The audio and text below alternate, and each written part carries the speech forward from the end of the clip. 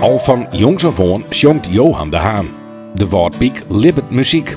Hij houdt van bands als Guns N' Roses en speelde zelf ook in verschillende bands en leerde hem alles zelf aan.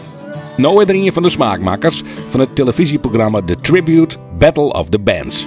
En op een ronde dichter bij de finale in de Ziggo Dome. Dit is absurd inderdaad. Als je wat er gebeurt, ik kreeg mails thuis dat ik handtekening versturen wil. En ja, bizar. Hoe al wist omsprutsen. Ja, zo strijd erin stal, zo snel. En dan ben we, nou ja, sinds juist dan de tredaflevering. Ja, wat gebeurt er nog meer, hè? Ja, en we kunnen al heel veel optredens pakken. Wel 200 per jaar hadden we wel. De 4 beste coverbands winnen een optreden in Amsterdam. De Bryan Adams coverband kwam eens bij tafel op Johan zijn paard. Hij zocht zelf een drummer, maar zeg een vacature. Omdat ik dat vanaf mijn 15 al die. Ik denk, dit krijgt wat van mij. Je kent altijd een muziekje. Ja, want hoe is er al wat affiniteit met deze artiest? Ja, absoluut. Dat zeg ik sinds mijn 15e eigenlijk dat ik daar een bepaalde zwak voor heb van zijn stem. Ik vind dat een hele mooie stem.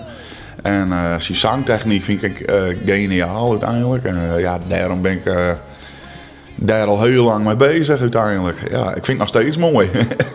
De inwender van Harkema kwam in 2018 ook al gezien het Nijs. Doet zijn ouders in eerst maar miljoenen wonnen in de postcode loterij. Een heel oorcircus. Maar diep in zijn hart had Johan maar één droom. Terugbrengen met eigen muziek. Ja, goed dat dit erbij is. Want ja, heel eerlijk, ik kan nooit met mijn tribute band zo, maar dat dit er al hier achter wij komt, dat hiek net voor mogelijk. Alleen ja, mijn bloed stroomt in eigen muziek. Dat is een ding wat zeker is.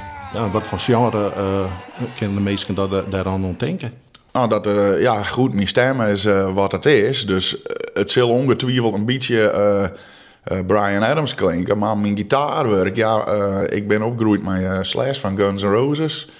Dus ja, ik denk dat dat een beetje de mix wordt. Ja, ik weet net, ja, het is natuurlijk wat van de jaren 80, 90. Ik weet net dat dat in deze tijd omslaan zal, maar dat lijkt mijn passie wel. Ja, dus dat zal het wat worden, ja. Ja. De meesten ben nog net van Johan Hano. Nee, absoluut niet. Nee, dat zal ik net worden, want dit is...